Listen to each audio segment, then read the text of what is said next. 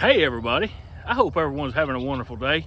I wanted to bring y'all along right quick. I'm going to try to make this kind of a short video today. What I wanted to do though, I've got to cut this scrag wood up, pallet wood, bucket up into our log lengths, which we're hoping for 12s and 14s. There might be a couple 9s in there, some of them that we can't. You know, we have to cut them short just because crooks and whatnot.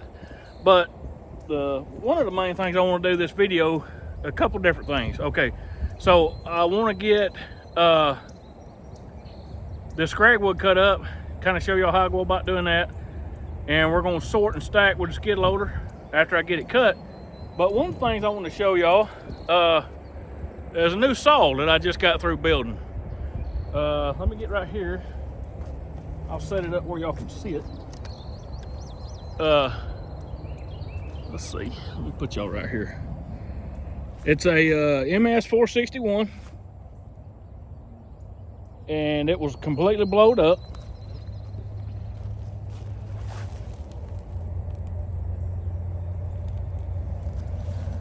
It needed a new bottom end and a new top end. And I got this saw from a friend of mine. He actually brought it to me to fix it for a buddy of his. And the guy didn't want to put the money in it, so I said, well, hey, you know what do you take for it? So I bought the saw and I rebuilt the thing completely. It's got a lot of new parts in it, a new bottom end, new top end. I've done a lot of port work on it. I've already ran it through about 8 heat cycles, so it's ready to start doing a little bit of cutting now. And with this scrag wood, a lot of it is kind of small, and I want to start breaking it in kind of slow, you know, doing a little bit of small stuff with it. So I'm just going to take y'all along on some of these small stems, and we're going to break in my new saw. And by the way, his name's going to be Big John, so that's what he'll be known as from now on. I want to get me a cool mule head sticker to go on him with his name, Big John. I thought that'd be pretty cool. So anyway, y'all let me know what you think about that.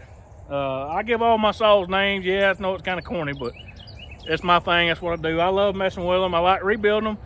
I like taking these old saws, making them good again, making them, you know, new, and where I can use them. So now I've got a brand new saw for half the price of what a new one costs, and you really can't buy a saw like Big John. Not with the port work and everything that I put into it. So we're gonna try him out and see, you know, see how he goes today.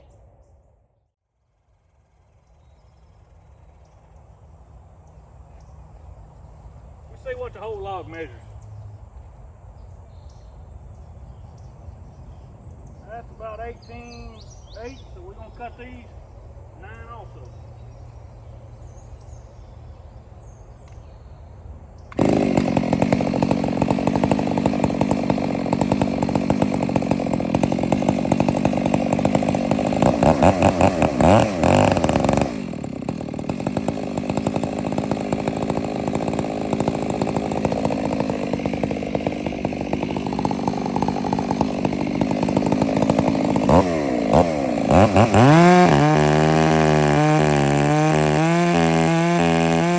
Now y'all, Big John here has got a limited coil. It will limit the RPM as to how fast it can turn. But also y'all, I've got the mixture enriching on Big John. I'm not turning him up right now. I'm just trying to get him broke in. So I've got him a little on the rich side. And also you can hear the 4-stroking, you know, as I'm in the cut on these smaller logs, because I'm not really loading him up. And you know, I don't have my rakers filed aggressive, so I'm not trying to load him up and really work him hard. I'm just trying to break him in kind of easy. And after I get through cutting this scrag wood up, I'm gonna pull the muffler back off and check the piston and all that kind of good stuff. Just do some you know, post break-in inspections, if that makes any sense. I'm trying to look after my saw is what I'm getting at.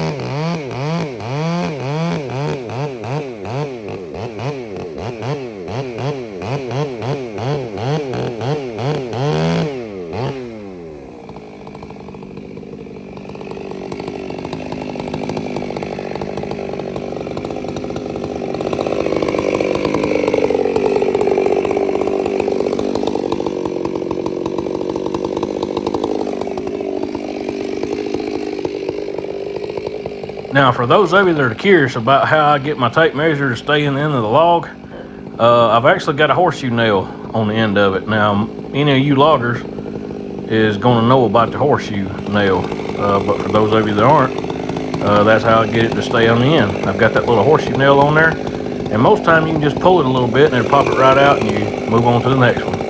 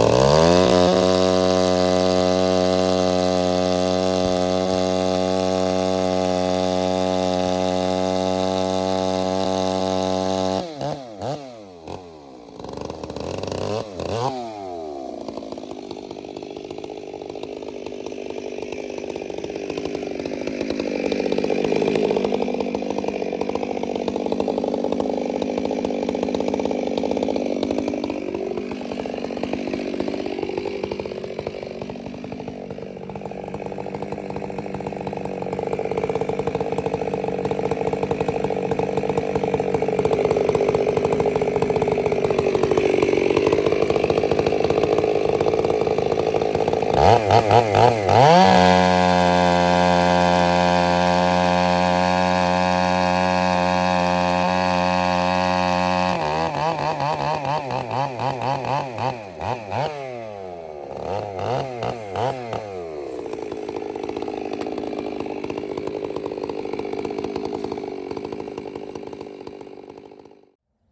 y'all, I know my chain is not cutting very aggressively. I'm pulling out good wood chips, which is a good sign, but I don't have this chain filed real aggressive, and I did that on purpose. The idea of Big John here is not to work him hard, it's just to give him a little bit of load to kind of break him in. So I'm not really wanting to load him up hard. I didn't file my rakers down real aggressive. I left them kind of high, so that way it wouldn't, you know, load him up real hard.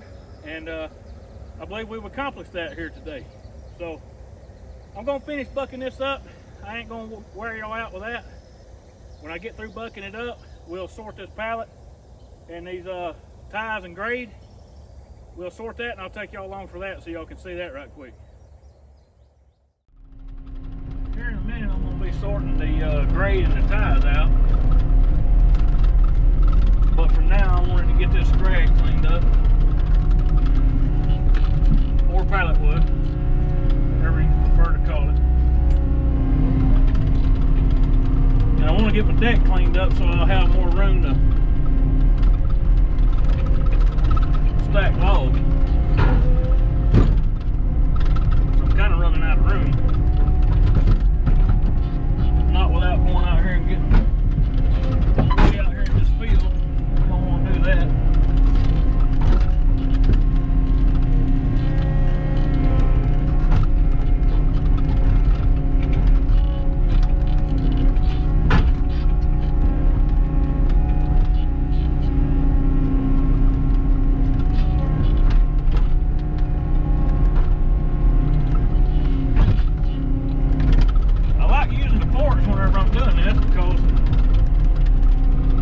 Quicker and a little easier to get the log on the, you know, on and off, and I can, you know, put a lot more logs on the forks than I can on the grapple.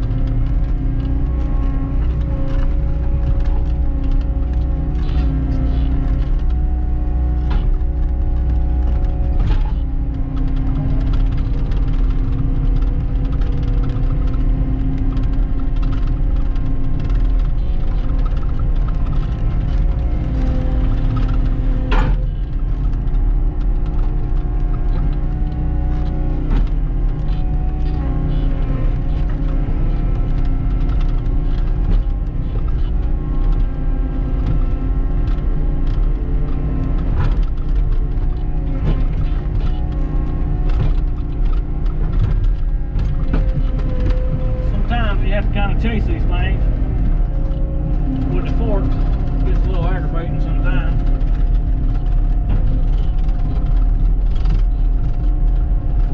But in the end, it's still easier than using the grapple because you can pick up more. You know, like right now, I got 3 logs on there.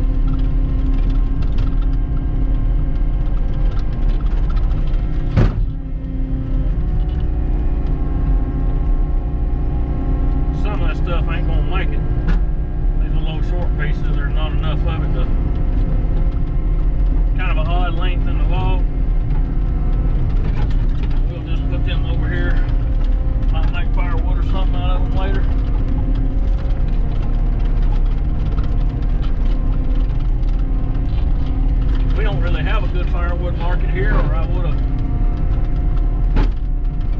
would do more firewood, but we just don't have a firewood market.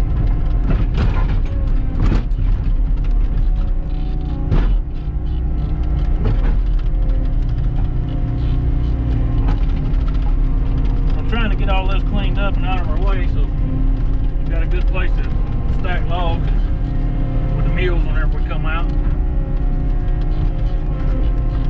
This is all stuff that has to be done, y'all.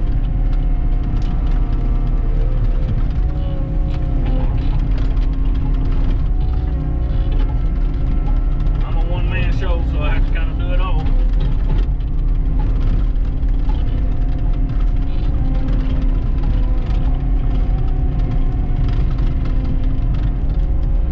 This skid steer is a big help, though. Made my job a lot easier on handling all this timber, especially sorting and stacking.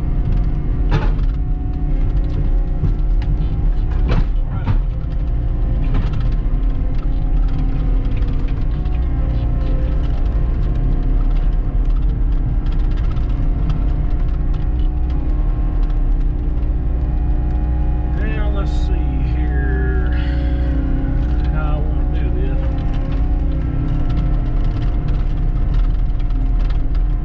I think I want to put my grade right here, and then probably put my ties over here.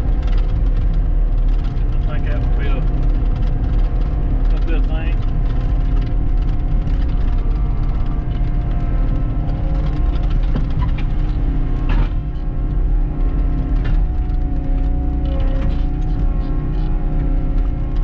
Go ahead and start some pile right here.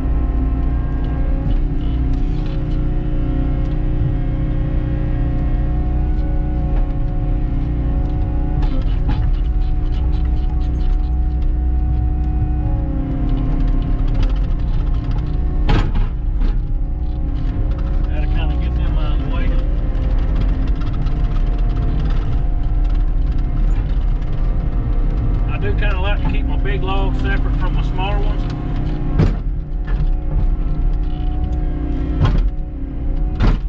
That's a sweet gun, so it's not gonna make a grade.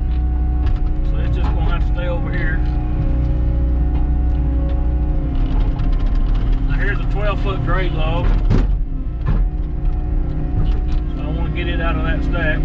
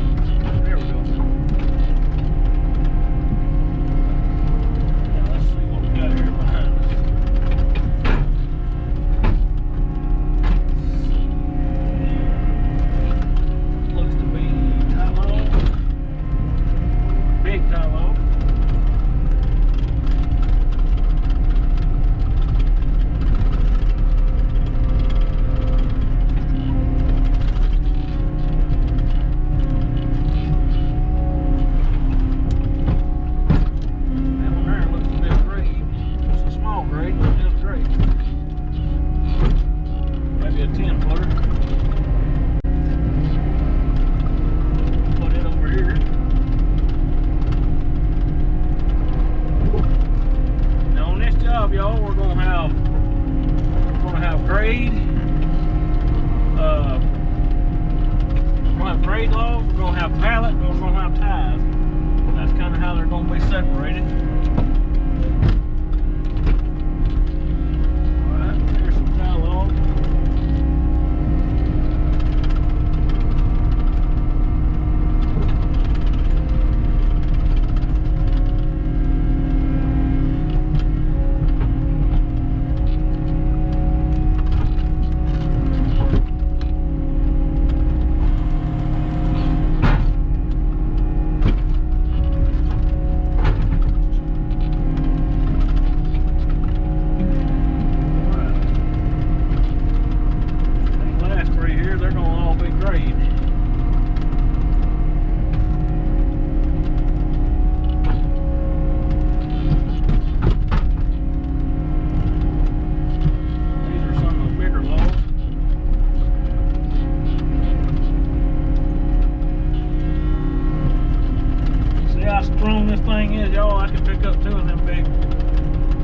grade logs.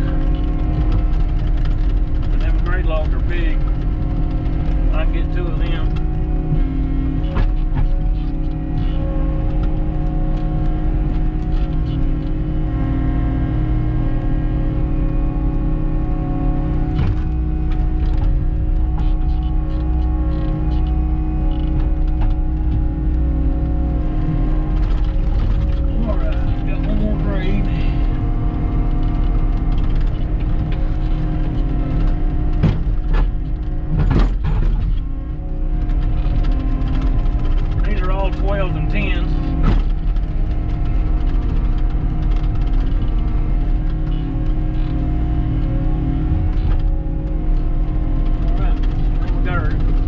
Right there, we got small ties right there, and then we got larger ties over here. I'm not gonna worry. I'd like to get my piles closer together, but we'll straighten that out on the next go. This here is gonna be pallet. It's pretty ugly, part of that sycamore tree. So in case I got some more pallet, just gonna put this over here for now.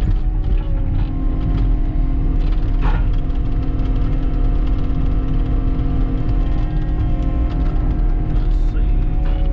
This will be a large tie. Sycamore or sweet gum with me.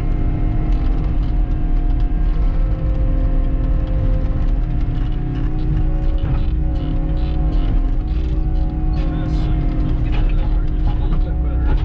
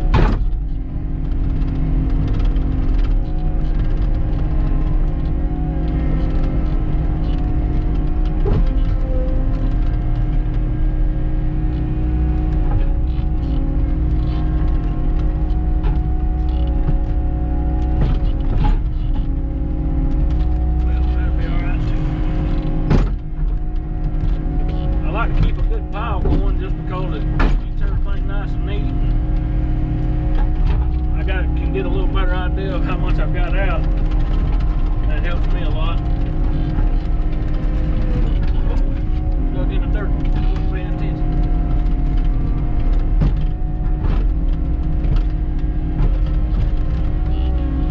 See how ugly this old sycamore is with that double hard and all that mess? It'll just be pallet wood. See if we can get it to stay up here on top of this pile. There we go. Now I'm going to take these forks off and put the grapple back on right quick.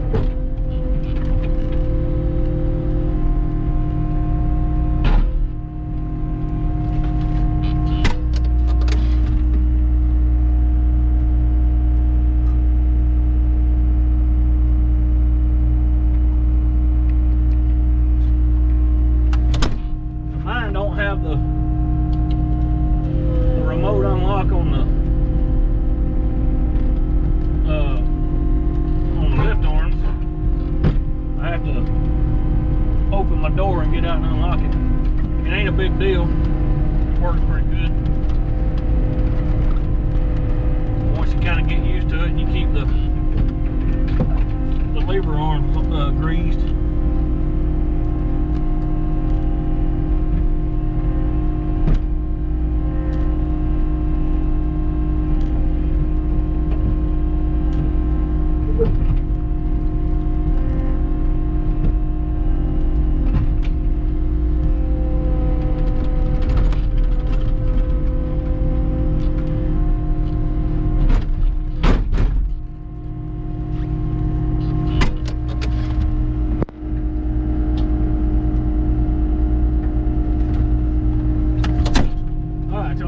like that was pretty easy. Would I like to have automatic coupling and uncoupled? Yeah, it'd be nice, but I'm not gonna gripe about it. Now y'all, I hope you've enjoyed this a little bit. Just one other aspect to what I have to do, you know, every day. You know, getting all this mess sorted out.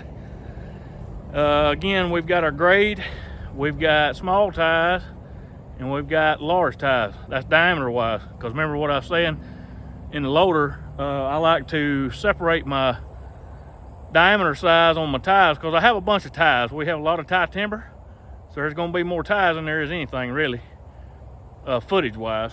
And I like to separate my small ties and my large diameter ties, so when I load the truck I can put large ties on the bottom and smaller ties on the top. Plus it kind of, you know, you got some small ties, if you got gaps in the load you can kind of put them small ones in there, you know, to close the gaps up. And then of course we got this big 12-foot stuff, and I think there was a 10-footer in there, and it's going to take me, you know, a few more days of cutting to get some more grade. I'm not sending anything but prime. It's got to be prime and at best number ones. I'm not even going to send it for grade. Otherwise, I'm going to send it for ties, because when you start sending number ones, the price on Red Oak right now is down. It pays about what, you know, a tie would pay. So, it's fixing to start raining, y'all. I got to get out of here. I got to go. I just wanted to take a minute and show you another aspect to what I have to do. Again, here's our scrag pile, pallet wood. So I hope y'all get the idea and can kind of, you know, further understand what it is I have to do. I'm a multi-role type person. I got a lot I have to do. Anyway, I got to run, y'all. Thanks for watching. I'm going to put my email up on the screen as always. If you need me, holler at me. And I'm going to be praying for you. Each and every one of you that hears my voice every single time. I promise. Y'all take care. Have a good one. I'll see you next time.